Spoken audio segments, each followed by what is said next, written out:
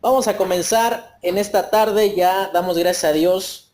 Estamos en el cuarto estudio de esta serie titulada La grandeza del Evangelio.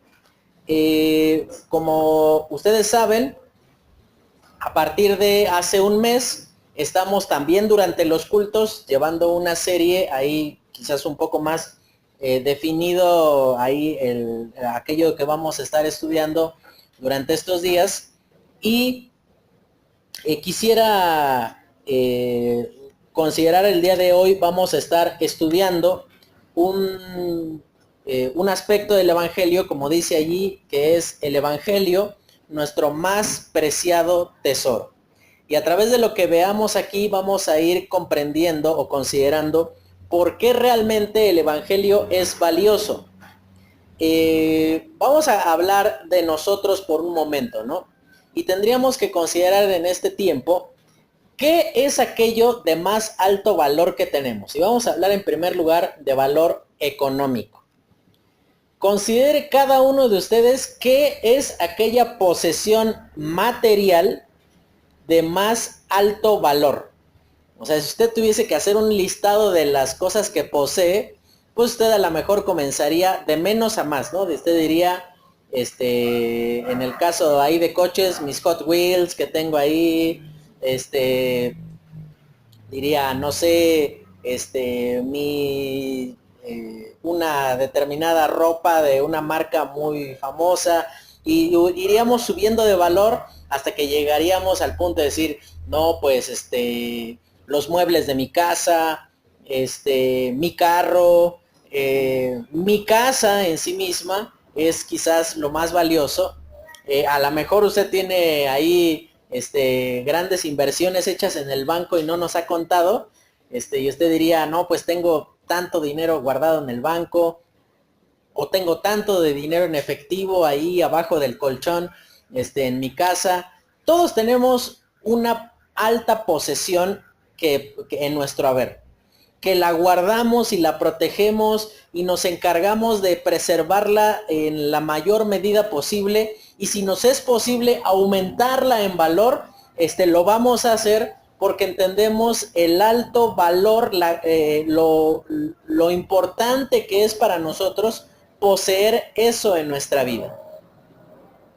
Pero hablando en términos ya emocionales, ¿qué es aquella cuestión de valor sentimental que usted más aprecia?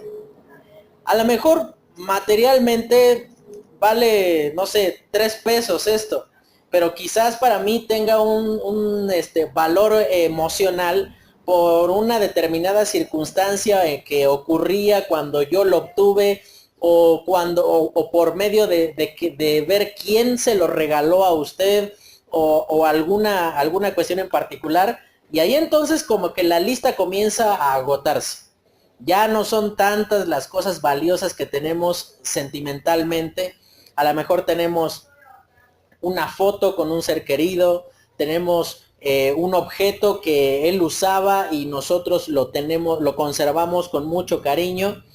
Este, y llega un punto donde tenemos que considerar realmente qué es aquello de más alto valor en nuestra vida. Tenemos que considerar qué es aquella cosa que verdaderamente es nuestro tesoro. Hay una cantante que a sí misma se autodenominó la Tesorito, ¿no? Pero realmente uno puede considerar de Tesorito no tiene nada, ya huele a plástico la señora esta de tantas operaciones que se ha hecho para conservar su cuerpo en una edad a la que ya no le corresponde, que hace muchos años pues dejó de ser algo verdaderamente natural.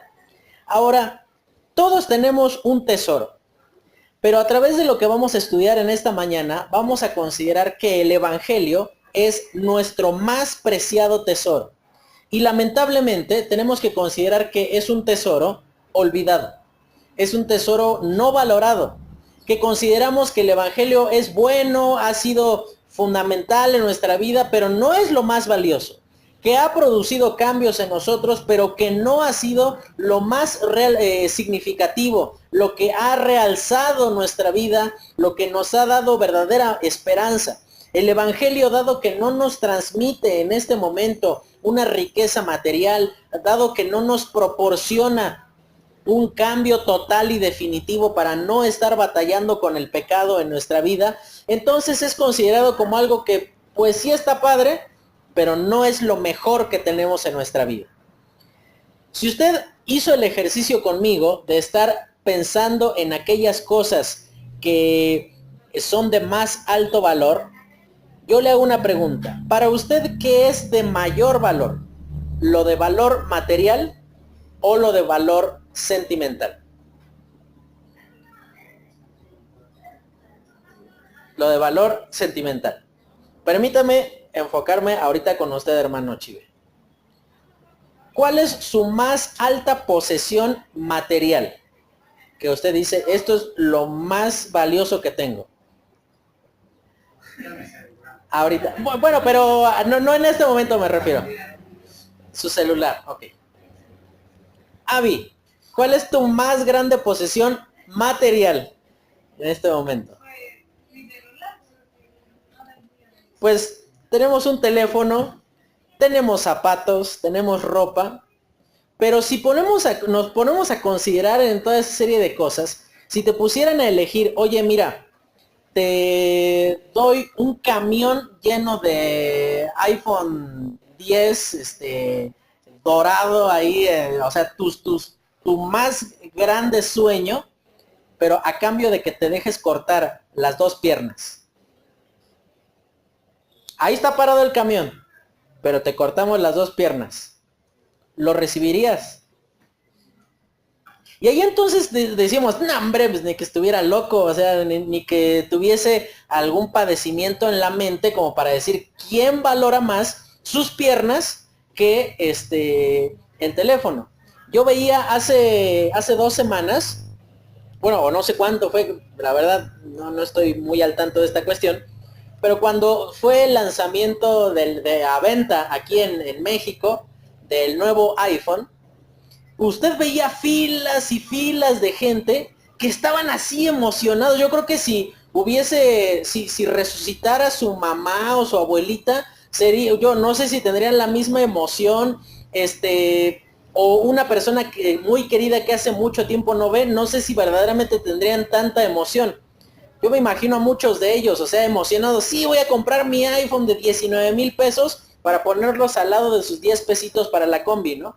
O sea, que tú dices, y es incongruente cómo valoramos lo material, pero termina siendo un absurdo porque sí tienes el super mega hiper teléfono, pero no tienes para ponerle crédito, ¿no? O sea, es como que, sí, muy padre, pero pues lo tengo de adorno, o sea, tiene el mismo valor esto que un cacahuatito de esos de 200 pesos del Oxxo, que ya te lo dan con saldo, ¿no? O sea, eso es lo más triste, el otro sí te lo dan con saldo. El tesoro material, dice la palabra de Dios en el libro de Marcos, el Señor Jesucristo estaba hablando de la inutilidad de las riquezas, y Él le dice a las personas lo siguiente, dice, porque nada le aprovecha al hombre que gane todo el mundo y él sea el que se pierda.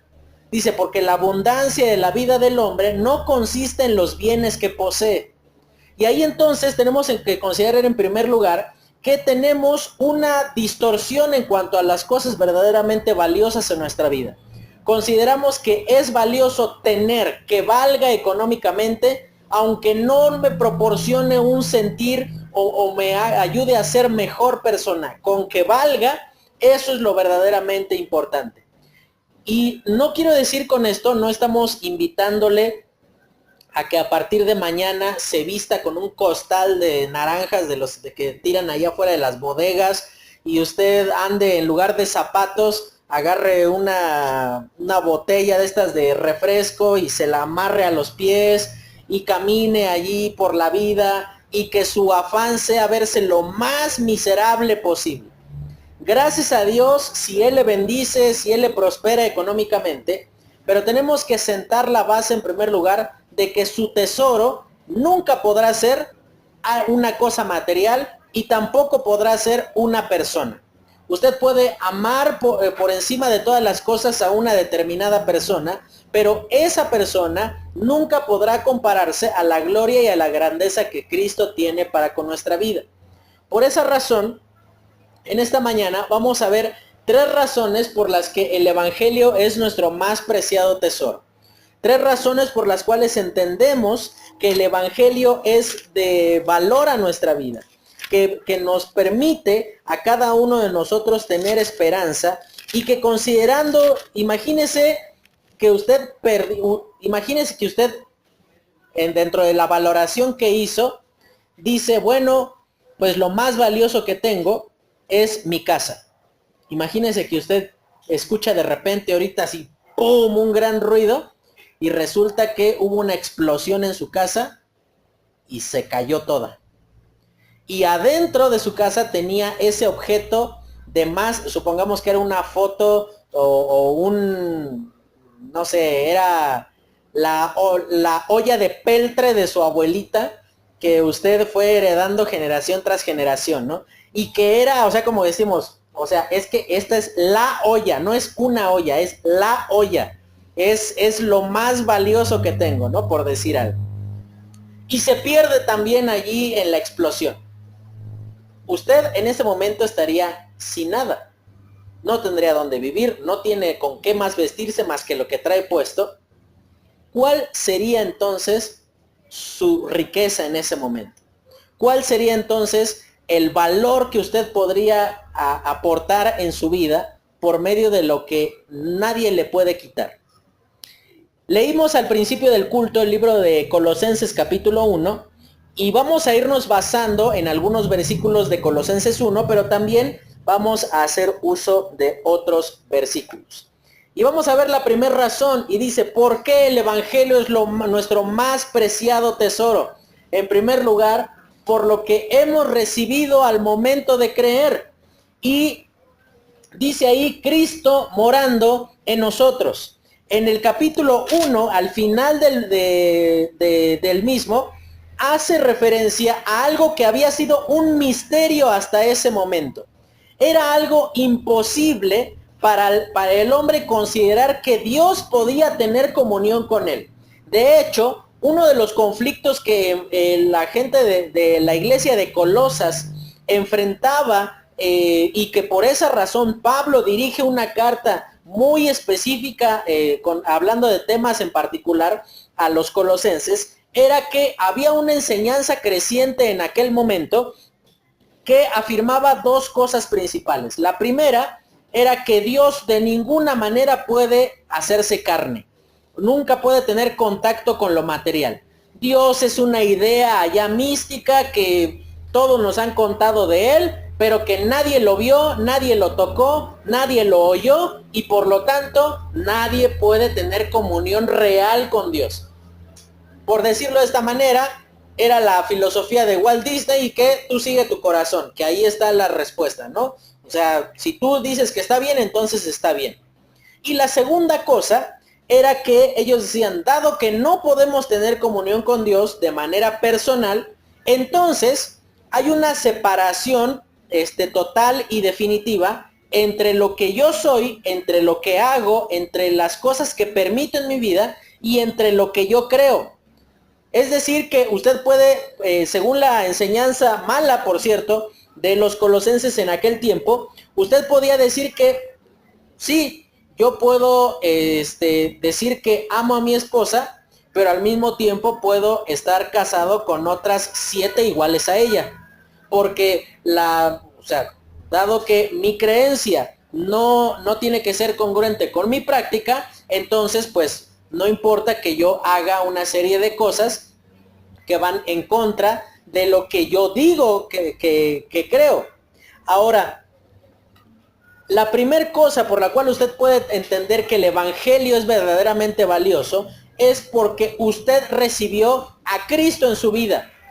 Sí, usted estará en el cielo, sí, usted va a poder caminar por las calles de oro, sí, usted va a ver el mar de cristal, sí, va a ser retirada la naturaleza pecaminosa de usted, pero eso son meras consecuencias. Usted creyó y recibió a Cristo en su vida. Esa es la razón por la cual ese es un verdadero tesoro. Si usted perdiera todas sus posesiones materiales y sentimentales en este momento, sigue teniendo lo más valioso que este mundo ha conocido, que la mente del hombre ha podido siquiera tener un acercamiento a lo que Dios verdaderamente es, que es a Cristo. Y dice el capítulo 1 de Colosenses, dice, a quienes Dios quiso dar las riquezas de la gloria de este misterio entre los gentiles. Y ahí dice, ¿cuál es ese misterio? Y dice, Cristo en vosotros.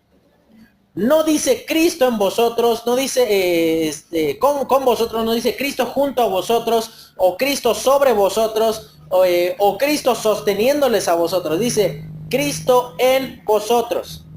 La totalidad de Dios morando dentro de cada uno de nosotros es algo que no podemos considerar siquiera los alcances que esto puede llegar a tener.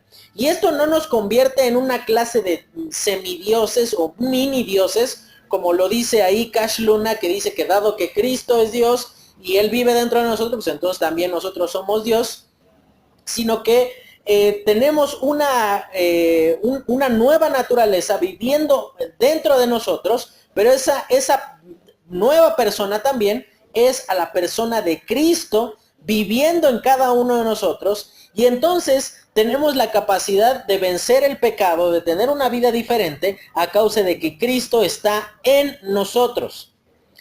¿Sabe que la palabra de Dios menciona en el libro de Primera de Reyes, en el capítulo 8, cuando Salomón dedica el templo allí a Dios? Y le dice, y Señor, construimos esto para que todos los pueblos de la tierra sepan que Jehová es Dios y que no hay otro.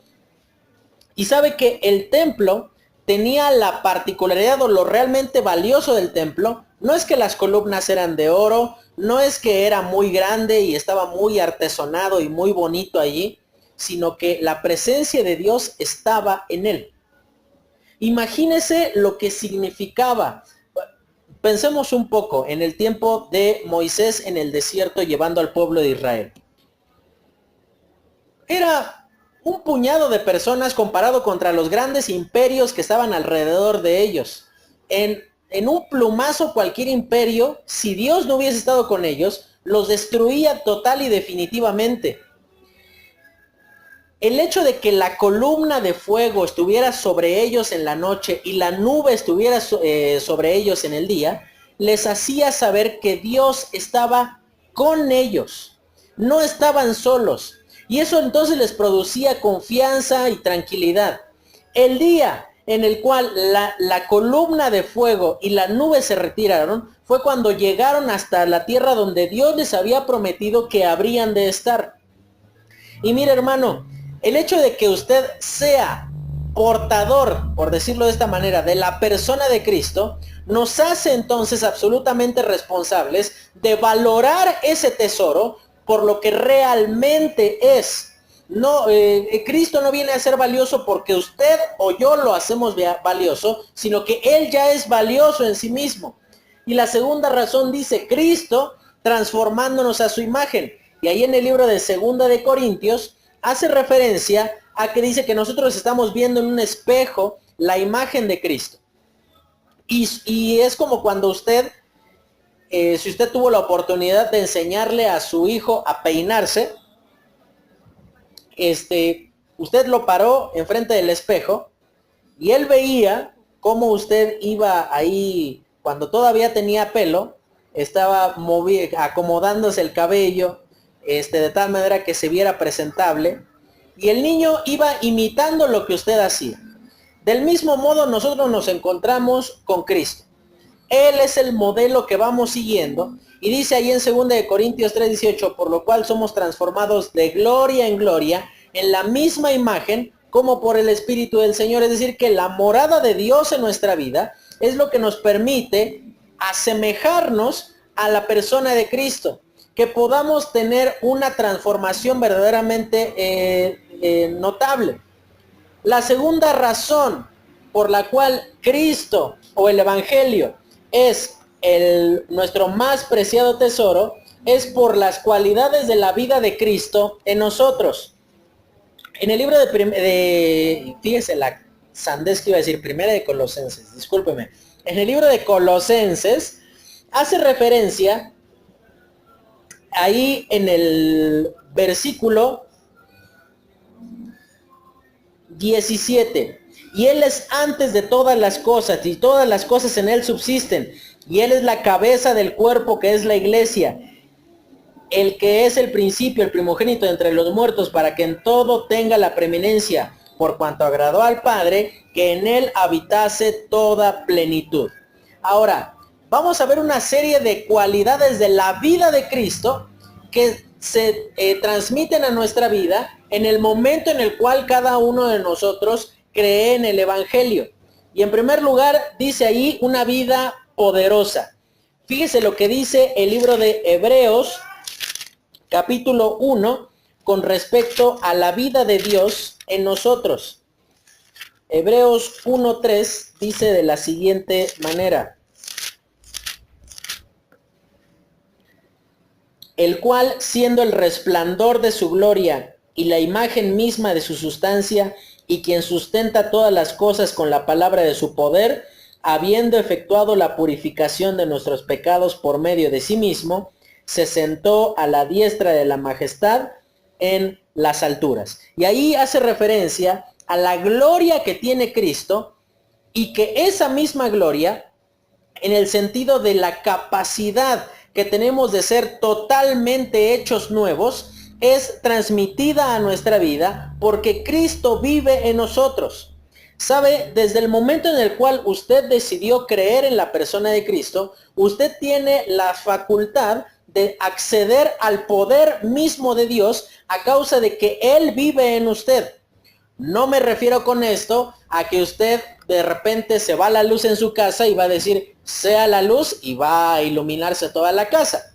No nos referimos a las facultades que distinguen a Dios por ser Dios, sino nos referimos a ese poder que manifiesta la presencia de Dios donde Él se encuentra. Si usted presta atención a los relatos que aparecen en los evangelios, siempre cuando había enfermos o muertos cerca del Señor Jesucristo, las cosas eran transformadas definitivamente. Nunca dejó a las personas así sin respuesta, no les dijo, no me estés molestando que yo atiendo de 8 a 5 y ya son las 6 de la tarde. Siempre Él hizo una transformación a causa del poder que moraba dentro de Él. Después dice, una vida nueva. Y dice un versículo que seguramente fue de los primeros que usted aprendió cuando conoció de Cristo. Segunda de Corintios 5:17 dice, de modo que si alguno está en Cristo, nueva criatura es. Las cosas viejas pasaron, he aquí todas son hechas nuevas. Pero preste atención a lo que dice. Dice en primer lugar, de modo que si alguno está en Cristo. No dice alguno está con Cristo, sino dice estar en Cristo significa a una unión, a un compartir, a la posibilidad de estar en el mismo espacio. Ahora, considere lo que dice, de modo que si alguno está en Cristo, nueva criatura es.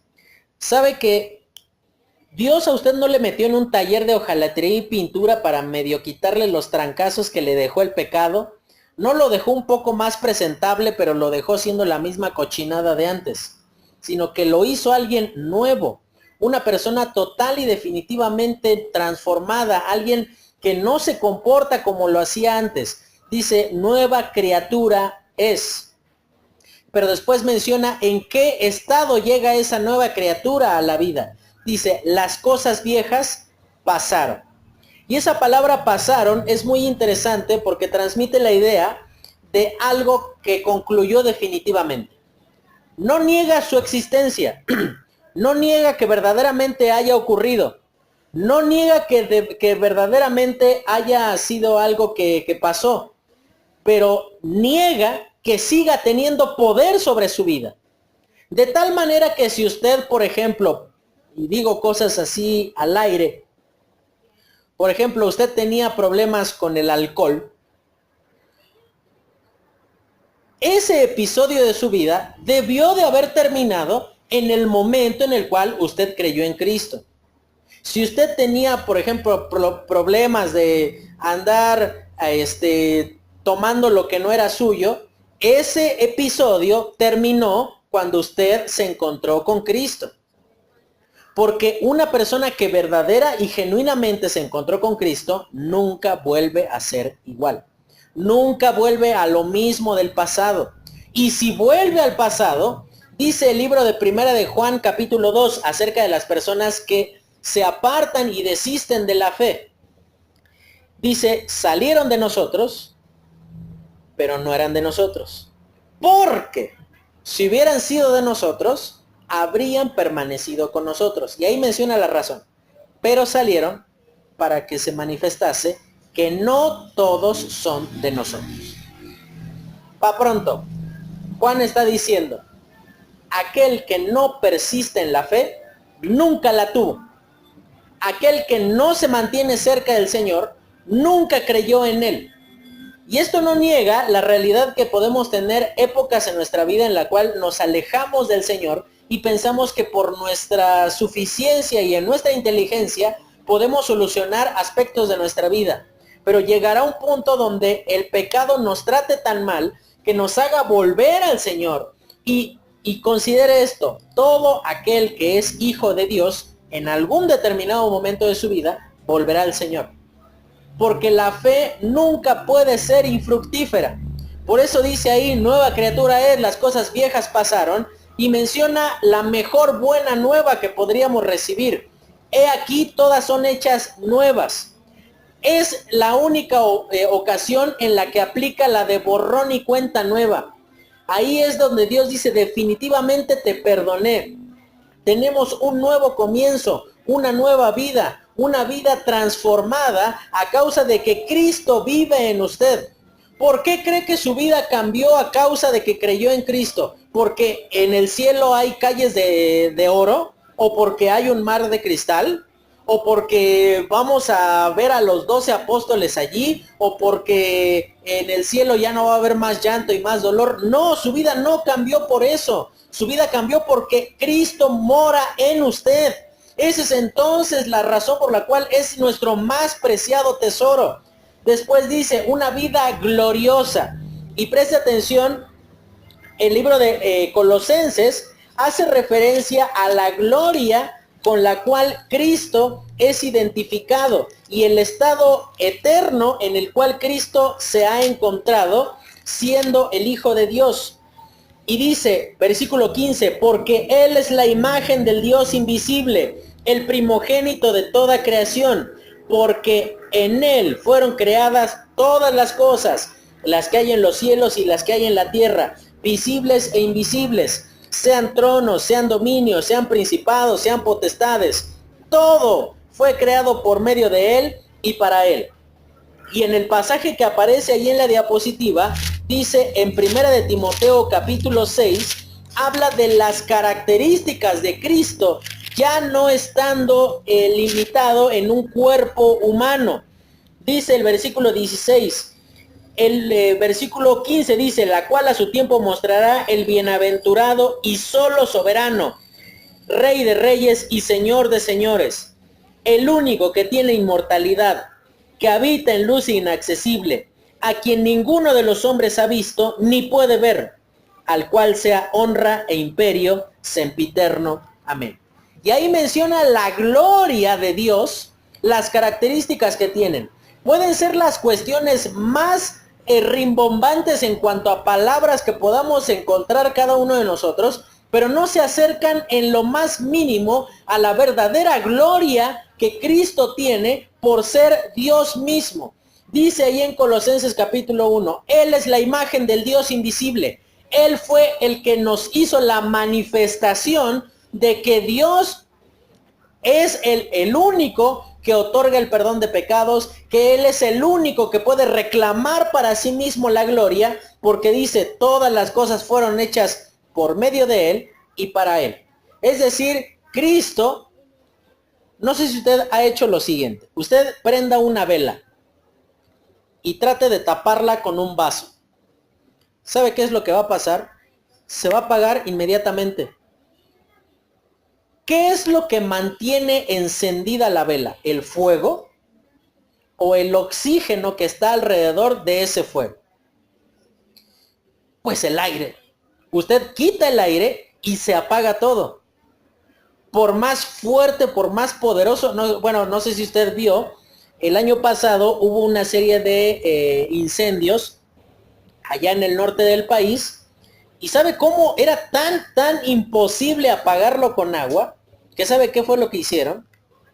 Tiraron dinamita desde un helicóptero. ¡Pum! Explotó. Y obviamente la explosión atrae todo, para que pueda suceder, atrae todo el oxígeno que está alrededor y solo así se apagó. Intentaron con agua, intentaron echarle tierra, intentaron de muchas formas, pero hasta que hicieron eso, se apagó. ¿Sabe qué es lo que hace Cristo? Él es ese oxígeno que permite que todas las cosas existan. No quiero decir que Cristo es oxígeno.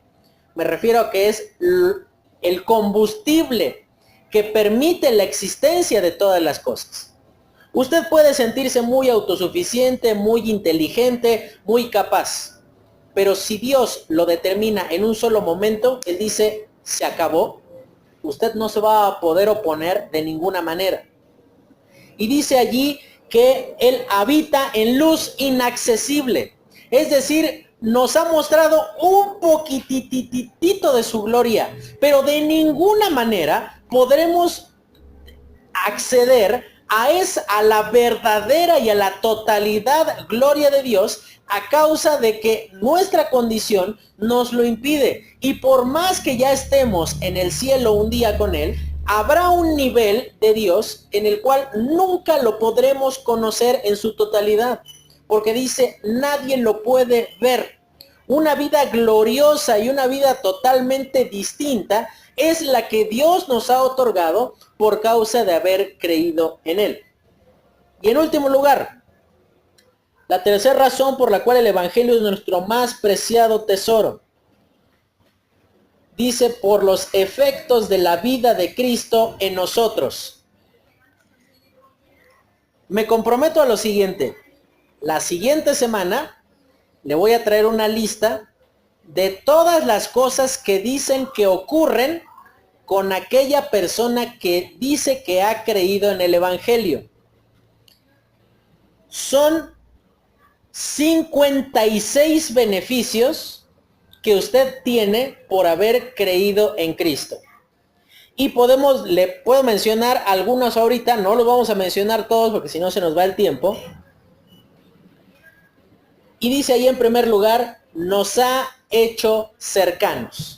Y dice en el libro de Efesios capítulo 2 versículo 13, y lo menciona de una manera sumamente notable el apóstol Pablo ahí por cómo lo escribe. Y dice el versículo, vamos a leer, desde el versículo 10, para que la multiforme no estoy leyendo el 3, 2, versículo 11. Por tanto, acordaos de que en otro tiempo, los gentiles en cuanto a la carne, erais llamados incircuncisión por la llamada circuncisión hecha con mano en la carne. En aquel tiempo, estabais sin Cristo, alejados de la ciudadanía de Israel y ajenos a los pactos de la promesa, sin esperanza y sin Dios en el mundo. Y bendita palabra.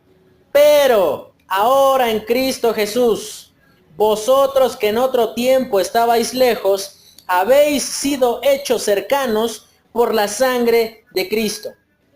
Nuestro pecado nos había colocado en una distancia tal que por ningún motivo nos íbamos a poder acercar a Dios. No teníamos oportunidad de colocarnos siquiera cerca de Él. Y entonces lo que hace Cristo, dice en el versículo 14, porque Él es nuestra paz, que de ambos pueblos hizo uno, derribando la pared intermedia de separación, aboliendo en su carne las enemistades, la ley de los mandamientos expresados en ordenanzas para crear en sí mismo de los dos un solo y nuevo hombre, haciendo la paz, y mediante la cruz reconciliar con Dios a ambos en un solo cuerpo, matando en ella las enemistades.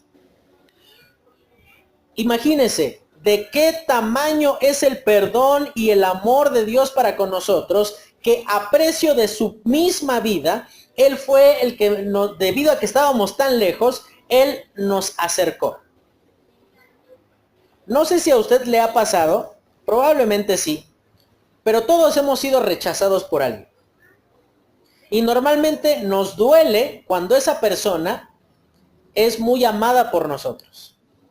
A lo mejor nos pasó que habíamos hecho algo que no debíamos, y a lo mejor sí nos dolió que nos disciplinaran ahí con la tabla, la chancla o con el objeto favorito de su mamá. Qué creativas eran las mamás, ¿no? O sea, todo era un objeto posible para disciplinar, ¿no? Con lo que le hayan dado. Pero ¿cuál era su actitud después? Nosotros nos acercábamos allí y alguna vez nos dijo, y ni vengas que no me tienes tan contenta. Y ni te acerques porque no hiciste una gracia. Y eso nos dolía más, el rechazo, que los golpes que nos dieron. Muy necesarios, muy oportunos, pero nos dolía más el rechazo. En esa condición nos encontrábamos sin Cristo, rechazados por algo que nosotros mismos habíamos causado. Dice, nos ha hecho cercanos a pesar de lo que nos distanciaba, a pesar de que el pecado era tan grande, tan agraviante para la persona de Dios, Él nos ha perdonado. Después dice, nos ha redimido. Y ahí leímos en el libro de Colosenses, en el capítulo 1, lo que fue necesario para que pudiésemos tener o que ocurriese eso que es llamado redención.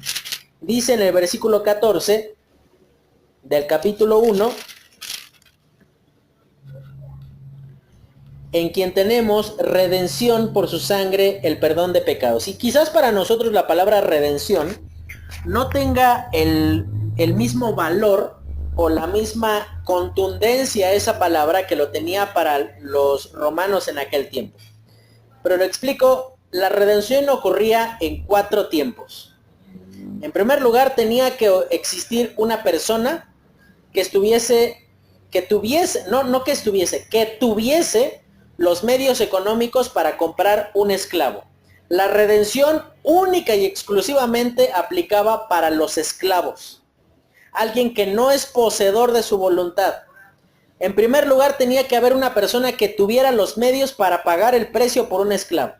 Y ahí en el mercado estaban exhibidos todos los esclavos. Y siendo muy sinceros, supongamos, si usted nos viera a Coches y a mí en el mercado de esclavos, pues usted no me iba a comprar a mí. Seguramente, porque yo puedo poner ahí todo mi músculo pero nunca se va a comparar con Coches. Y usted diría, no, pues nada más me va a significar un gasto, nada más le voy a tener que dar de comer, pero pues gran cosa no va a poder hacer, no se ve fuerte, le da el aire y yo creo se cae, o sea, no me sirve. Usted elegía al esclavo que le fuese de utilidad. Y supongamos, ya compró a Coches. Y lo coloca allí, sigue estando en el mercado de esclavos. Si usted manifiesta, era el primer momento, usted manifiesta que tiene los medios para comprar al esclavo. Pero no solamente manifiesta porque para poder entrar al mercado de esclavos, uno tenía que dejar un depósito en la puerta. Ahí está mi dinero para que me dejes pasar a escoger. Porque lo que ocurría en ocasiones es que entraban y nada más le quitaban el tiempo a la gente diciendo, como los niños cuando van a la tienda, ¿no? ¿Y cuánto vale esto? ¿Y cuánto esto? ¿Y cuánto esto? Y preguntan 78 cosas de cuánto cuesta. Ah, bueno, voy y pido dinero. Y regresan y vuelven a preguntar lo mismo, ¿no? O sea, para que no ocurriera eso, es que el que iba a comprar dejaba un depósito en la puerta. En segundo lugar, el que compraba tenía que manifestar su voluntad de comprar. Y ahí usted, imagínense, veía coches, me veía a mí, ahí a los dos esclavos ofrecidos en el mercado, y usted decía, pues compra coches. Este me es más útil que este que está aquí nada más ocupando espacio en el universo. Entonces compraba coches y ese dinero que dejó en depósito se cobraban de allí. Y ya si había algo que resarcirle como diferencia, pues se lo entregaban, o si no, pues usted ya se iba con su esclavo. El tercer momento, la redención no solamente aplicaba que usted compraba un esclavo, porque eso no era redimir, eso era comprar. Pero significaba que usted le daban un certificado de propiedad del esclavo. Y ahí venía el nombre, venía la descripción, decía Josué Hernández Chaparro, y decía color, más negro que el pecado, y decía ahí todas las descripciones físicas, ¿no? Y le decían, ¿de dónde eres originario? No, pues de San Pedro. Sí, de San Pedro, ¿no? Sí, ahí está, de San Pedro. Altura, no sé, metro y medio, no sé, 1,65, color de ojos, el mismo que todos los demás, o sea, pero venía una descripción allí. Y en ese momento, usted en la parte de atrás firmaba y decía, supongamos que el que lo compraba era la hermana Alicia. Y la hermana Alicia, allí atrás del certificado, decía, yo, Alicia, ¿cómo son sus apellidos, perdón? Yo, Alicia Romero Recendis, libero a mi esclavo para que él sea dueño de sí mismo. Y lo firmaba y con su anillo, que era único de su familia, lo sellaba diciendo, esto ya no es mío. Te estoy dando tu libertad. Y entonces el ex esclavo, cuando era comprado, él andaba ahí por la calle y obviamente pues por ciertas, a lo mejor traía una marca aquí colocada con anterioridad que decía que era poseedor, era un esclavo, los marcaban físicamente de ciertas maneras que era imposible negar que había sido esclavo. Entonces le decían, pues, ¿por qué andas suelto por la calle? Casi casi como los perritos. Tú tienes que estar en la casa de tu dueño. ¿Y sabe qué era lo que hacía? El esclavo mostraba, y ese era el cuarto momento, donde mostraba su certificado y decía, ya he sido sacado de la esclavitud. Alguien pagó el precio de mi libertad y ahora soy un hombre libre. ¿Sabe? Todo eso es lo que hizo Cristo. ¿Y sabe cuál fue el precio que Cristo dejó en la puerta? Dice aquí, en quien tenemos redención por su sangre. Por los efectos de la vida de Cristo en nosotros. Nos ha libertado a precio de sangre. Y en último lugar, nos ha adoptado. Y en Efesios capítulo 1:5 hace referencia a ese proceso de adopción. No lo vamos a detallar ahorita, pero ocurría lo siguiente. Efesios 1:5 dice de la siguiente manera, en amor habiéndonos predestinado para ser adoptados hijos suyos por medio de Jesucristo, según el puro afecto de su voluntad. Y esa frase, según el puro afecto de su voluntad, muestra la actitud con la cual se realizaba la adopción. En nuestros días, adoptar, uno adopta solamente a personas que no tienen padres. Pero en aquel momento era posible adoptar a personas que, aún sabiendo quiénes son sus padres, uno lo podía incorporar en su familia. Ocurría lo siguiente, y esta era una práctica mayormente de las personas que formaban parte del ejército. Como iban a ir a una campaña de la cual no sabían si iban a volver vivos, y para que sus sirvientes no se apoderaran de la herencia en caso de que ellos murieran en la batalla, el padre de familia tomaba a una persona de por allí y le decía, mira, yo te voy a adoptar. Y la adopción tenía 3 cualidades. Te daba su nombre, te incluía en su familia y te daba todos los beneficios de esa familia. Te daba su nombre. Es decir que, volvamos a ocupar a Coches, ¿no? Que Coches es el adoptado. No me refiero a que es adoptado, me refiero a que en el ejemplo es el adoptado, ¿no? Resulta que el padre de familia lo toma a él y le dice, ya no te vas a llamar Josué, te vas a llamar, no sé, Eulogio, ¿no? Por decirlo de alguna manera. Y le daba un nuevo nombre, pero ese nombre siempre legalmente era seguido de la siguiente frase, hijo de, y ahí mencionaba el nombre de la persona que lo estaba adoptando. De tal manera que cualquiera que dijera, no, él es hijo de un señor de acá de San Pedro, cualquiera pudiera decir, sí, pero él ahora es parte de esta familia, porque ha sido adoptado. La segunda cosa, decíamos que era unido a su familia, ya no vivía Coches allá por San Pedro, sino que lo incorporaban en una nueva familia. Y en tercer lugar, le daban los beneficios.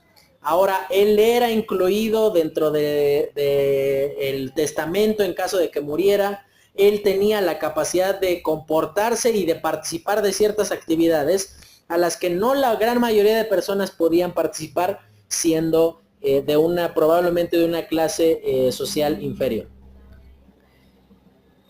Termino con lo siguiente, hermano. Mire, cada uno de nosotros tendría que preguntarse en esta mañana, ¿cuál es verdaderamente su gran tesoro?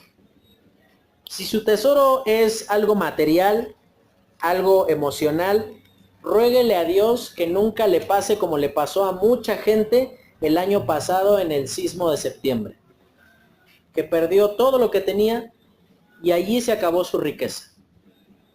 Pero si su riqueza es la persona de Cristo, si su riqueza se basa en tener a Cristo, usted nunca será pobre. Usted siempre podrá tener las abundancias de la gracia y de la gloria de Dios a su disposición, porque usted valora a Cristo por encima de todas las cosas. Y usted en esta tarde tendrá que reconocer o tendrá que valorar en primer lugar, si Cristo es su tesoro, entonces algo dice la palabra de Dios, normalmente la actitud del hombre con los tesoros es esconderlos, pero la actitud de Dios y de todos aquellos que creen en Él con los tesoros es darlos a conocer. Dice el Señor Jesucristo, ninguno que tiene una luz no la pone debajo de la cama, sino que la pone en un lugar para que sea conocida por todos, para que alumbre a todos. Y hermano, esa es la razón por la cual probablemente usted no comparte el Evangelio, porque Cristo no es valioso para usted. Porque si usted valorara a Cristo en su vida, lo compartiría con otros. Porque usted diría, me niego a que te pierdas este privilegio de estar un día con Él en la eternidad. Me niego a que tengas una vida diferente. Me niego a que te pierdas la oportunidad de tener una vida transformada por la presencia de Cristo en tu vida. Y esa es la razón por la cual tantas iglesias hoy día están como la nuestra, con más sillas vacías que llenas, con más personas afuera de la iglesia que adentro de ellas. Y esa es la razón que tendría que quebrantar nuestro corazón en esta mañana, de reconocer que hay algo que no estamos haciendo, que estamos sencillamente, nos acercamos porque nos gusta escuchar, porque nos hace bien oír la palabra de Dios, pero estamos siendo egoístas, no compartiendo el Evangelio con quienes no conocen de Él. Y en esta mañana usted está siendo confrontado con la imperante necesidad de no quedarse contento y tranquilo viendo que la iglesia cada vez está más vacía. Y esto nos marca dos cosas, hermano. O la iglesia se está quedando vacía porque la población mundial está desapareciendo, o está quedando vacía porque nosotros, las personas que formamos parte de la iglesia, nos sentimos muy cómodos como estamos. Es que ¿cómo vamos a ir a compartir el evangelio ahorita saliendo si está el mero sol? Pues mire, hermano, si le preocupa asolearse, que le preocupen más las personas que van a estar quemándose en el infierno por causa de que usted y yo no estamos compartiendo el evangelio. Y ahorita, terminando la predicación, vamos a mencionar algo con respecto a eso, algo que vamos a hacer, que vamos a recomenzar, porque en algún momento se hizo, a retomar, y que tendrá que ser un distintivo de la iglesia, algo que deseamos que ocurra. ¿Sabe? La palabra de Dios dice acerca de la iglesia que cada día se añadían los que habían de ser salvos. Hermano, ¿usted cree que Dios no tiene personas que deban de ser salvas en esta colonia? ¿Usted cree que no, Dios se niega a salvar personas de la colonia de aquí, de la López Mateos en Atizapán? ¿Usted cree que Dios solamente nos eligió a nosotros, a 15 personas de entre los miles, y sí lo digo así, miles de personas que viven en esta zona del municipio? Hermano, usted tiene que considerar que si Cristo es su tesoro, usted lo tiene que dar a conocer. Usted tiene que hacer algo y no se puede quedar callado. No puede sencillamente decir, pues que alguien más lo haga porque yo estoy muy ocupado, porque no es mi don, porque no tengo tiempo, sino que es una imperante necesidad que cada uno de nosotros tiene. Y ahí lo decía Pablo, la única finalidad respetable de la vida es ganar a Cristo. Filipenses 3:8 decía, para ganar a Cristo. Puedo renunciar a todas las otras cosas, pero lo que nadie me podrá quitar es a Cristo. Puedo perder a mis padres, puedo perder a mis hijos, puedo perder mi casa, puedo perder mi salud, puedo perder mis depósitos hechos en el banco, puedo perder mi trabajo, puedo perder a mi esposa, puedo perder todo. Pero ¿sabe qué es lo que nadie me podrá quitar? A Cristo. Y el día en el que valoremos aquello que nadie nos podrá quitar por sobre todas las cosas, ahí tendremos que ponernos a orar para que Dios nos provea de más sillas, para que la gente se pueda sentar aquí adentro. Pero hermanos, algo tiene que cambiar. No podemos seguir tan cómodos, sentados abajo de la sombrita, cuando la gente está yendo al infierno por causa de que nosotros no decimos nada. Vamos a orar y terminamos. Señor, te lo agradecemos y te lo pedimos, y te pedimos que en esta tarde tú reavives nuestro corazón, que probablemente está endurecido y que se niega a compartir el evangelio por diversos motivos. Que si no estamos listos, que si tenemos pecados no solucionados, que si tenemos problemas familiares, económicos, Señor, ayúdanos a entender que tú eres nuestro más alto tesoro. Y debido a que tú lo eres, ayúdanos a compartirlo mientras todavía tenemos oportunidad. Te damos gracias por tu bondad y por tu fidelidad en nuestra vida. En el nombre de Cristo Jesús. Amén.